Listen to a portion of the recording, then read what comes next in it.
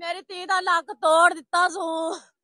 मेरी धी दा बड़ा कुछ कर दिता सू। मेरी धी नू अल्लाह सड़िया बंदे नू मार देवी।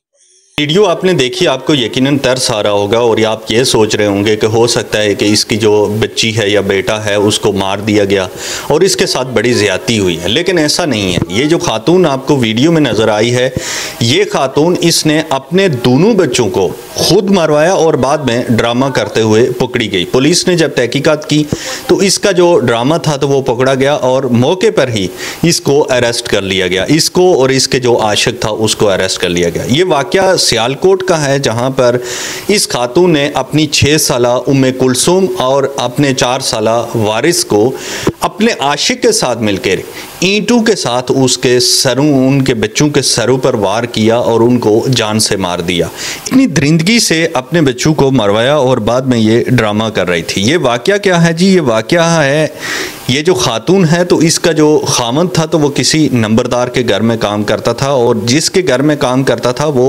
उनके करीब ही रहते थे। उसका जो बेटा था जिसका नाम फारूक था, तो उसकी और इस औरत की आपस में दोस्ती हो गई और इनके नाजायज़ ताल्लुकात हो गए। ये एक दूसरे को मिलने आते जाते थे और एक दिन जब इसका खामंद इसके घर में मौजूद नहीं था, वो नंबरदार के घर में था, तो नंबरदार का बेटा इसको इसके घर में मिलने आया, इस औरत को। जब औरत के पास वो अकेले कमरे में था तो इनको गलती से दरवाज़ा बंद करना भूल गए और जिसके बाद इसकी बेटी जो 6 साल की बेटी थी तो वो कमरे में आ गई। जब कमरे में आई तो ये दोनों नंगी हालत में अपने बेड पे लेटे हुए इसकी बेटी ने देख लिए। जब बेटी ने ये देख लिया तो उसके बाद से बेटी को इसने कहा कि तुमने ये बात किसी को नहीं बतानी, लेकिन बेटी ने कहा कि मैं पापा को बताऊंगी आप ये किसके साथ क्या कर रही थी। तो बेटी को इसने बड़ा समझाया लेकिन बेटी को समझ नहीं आया। खैर इसने डरा धमका के या चीज़ें दे के तो बेटी को समझा दिया, लेकिन फिर भी इनको ख़तरा था कि कहीं बेटी जो है तो वो इनके इस औरत के खामद के साथ कह ना दे।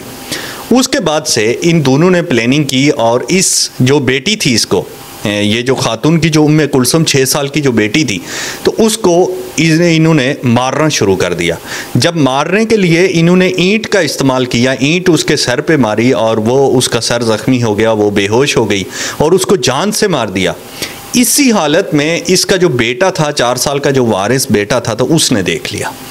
जब उसने देख लिया तो अब इन्होंने सोचा कि क्योंकि ये अब इसने देख लिया और 4 साल का बेटा आपको पता अच्छा खासा बेटा होता है और अगर कोई भी तहकीकात पुलिस वगैरह तहकीकात करती तो वो फ़ौरन से कह देगा कि मेरी अम्मी और अंकल मार रहे थे मेरी बहन को। तो इन्होंने कहा कि अब इस को छोड़ दिया तो ये हमारे लिए मुश्किल खड़ा करेगा, तो उन्होंने उस बच्चे को भी पकड़ा और उसको भी ईंटों से उसका सर भी कुचल दिया। ये दोनों बच्चे मर गए। अब जब ये मर गए तो इन्होंने क्या किया कि इस जो इनके घर था तो उसके पास ही खेत वगैरह थे या जो भी जगह थी, तो उसमें उन्होंने उन दोनों बच्चों को फेंक दिया।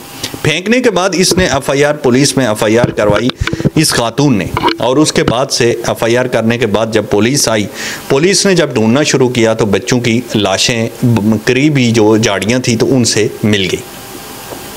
जब दोनों की लाशें मिल गई तो इन्होंने पुलिस ने तहकीकात शुरू की और ये जो आप देख रहे हैं, वीडियो देख रहे हैं, तो ये उसी टाइम की वीडियो है जब लाशें इनके घर में मौजूद थी। तो उस टाइम ये रोना धोना शुरू कर दिया इसने और इसका जो हस्बैंड था वो तो बेकसूर था, उसे तो नहीं पता था, लेकिन जब पुलिस ने तहकीकात की तो उनको पता चला कि ये जो औरत है तो इसने अपने यार के साथ मिलकर अपने बच्चों को इस बेदर्दी से मार दिया है। ये पुलिस, ये खातून और इसका जो यार था जिसका नाम फारूक था, ये दोनों पुलिस ने अरेस्ट किए और उसके बाद से इन्होंने अपने जुर्म भी कबूल कर दिया कि वाकई में हमने अपने बच्चों को इसी तरह से मारा है। अब इतना ज़्यादा दर्दनाक कहानी और ये जो वालदा हैं, इतनी मतलब वालदा की हमेशा लोग मिसालें देते हैं और छोटे बच्चे तो दुश्मन के भी अच्छे लगते हैं, तो फिर अपने बच्चों के साथ इतनी ज़्यादा दुश्मनी कैसे कर सकता है कोई।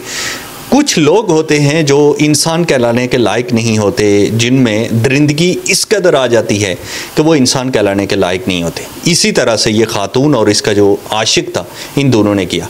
कोई भी इंसान है तो वो ये सोचता है कि जो मैं करने जा रहा हूँ तो इसका अंजाम क्या होगा। मतलब कि आज ये जो हमारा मुल्क है तो ये जंगल नहीं है, या हम किसी ऐसी जगह पे नहीं रह रहे कि जहाँ पर कोई भी कानून नहीं है, हम कुछ भी कर लेंगे तो हमें कोई पूछने वाला नहीं है। ऐसा नहीं है। अगर आप किसी भी इंसानी जान को नुकसान पहुँचाते हैं तो आपको ज़रूर पूछा जाएगा और आप नहीं बच सकते। कितने वाक़यात हमारे सामने होते हैं कि उन्होंने बड़ी मतलब प्लानिंग के साथ किसी का भी कत्ल किया और बाद में वो पकड़े गए, और फिर जिसका कत्ल हो गया वो तो हो गया, वो तो कब्र में चला गया, लेकिन जो ज़िंदा है जेल में सड़ रहा है तो उसने क्यों किया भाई? क्या था? मतलब कितनी देर, थोड़ी देर के लिए तुम अपने चस्के के लिए किसी का जान ले लेते हो और फिर तुम सारी ज़िंदगी जेल में रहते हो। कुछ थोड़ा बहुत अक्ल दिमाग पता नहीं क्यों नहीं लोग इस्तेमाल करते कि एक तो चलो जिसको मार रहे हैं तो उसको तो मार दिया, लेकिन जो बच जाता है तो उसके साथ कितनी बड़ा ज़्यादती होती है, उसके बाद से उसकी ज़िंदगी अजीरन बन जाती है। अब इस माँ ने जब अपने बच्चों को मारा होगा तो क्या ये जो आंखों से देख रही थी तो ये क्या ये रात को सो पाती होगी? नहीं सो पाती होगी। इसको रात को ख्वाब आते होंगे, इसको अपने बच्चे नज़र आते होंगे, किस अजियत से ये अभी जेल काट रही होगी, लेकिन थोड़ी देर के चस्के के लिए इसने अपने दोनों बच्चों को मार दिया।